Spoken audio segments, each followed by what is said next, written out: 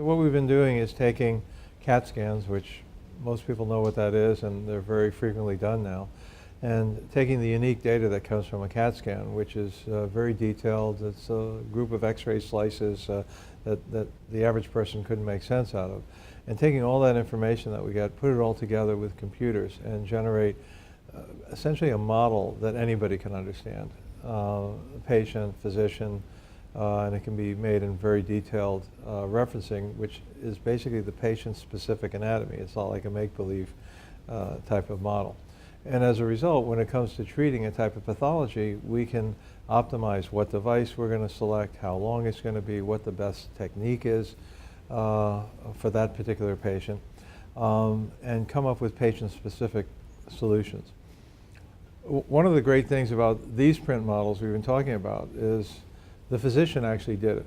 You didn't have to go out to a PhD sitting at a university to make the model and manipulate the data, or to a specially trained a technologist that may be in a 3D lab. With this new software that we've been evaluating called D2P, I was actually able to sit down with the CAT scan as I would if I was just evaluating the patient's CT scan, and very simply create the data set, the information that could be then sent off to a third party to be able to make those prints.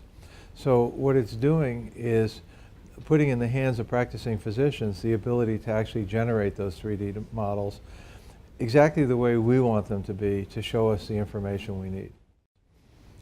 It also seems to be very helpful in getting patients to understand what their problem is. Lots of times we're drawing sketches, we're describing things, and we think we're describing it well, but for a patient to hold a three-dimensional model of their leg or their abdomen or their whatever it is, with an aneurysm or a blockage or a bad heart valve or whatever it might be, is very impactful, I think, in the patient really understanding what their problem is and why they need to be treated.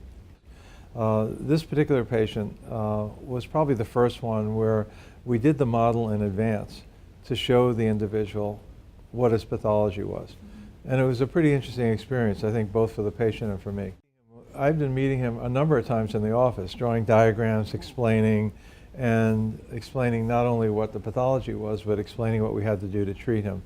But clearly the lights went off in his own mind when he saw the model, saw the aneurysm, understood what the problem was, understood where the branches were, what the risks were, and everything seemed to click from his perspective. So I think it's going to be a very important piece of how we get our patients to understand complex disease. I think the model is going to help us make the right treatment decision. So there's the patient education piece, then there's the physician education piece. Sometimes what we're used to doing is looking at a CAT scan and extrapolating the 3D information in our head and making these things in kind of a virtual kind of way. Being able to see a 3D model shows us a lot of things, especially as it relates to heart and circulatory problems. When we're treating aneurysms, arteries curve a lot, they angle a lot, they're very complex.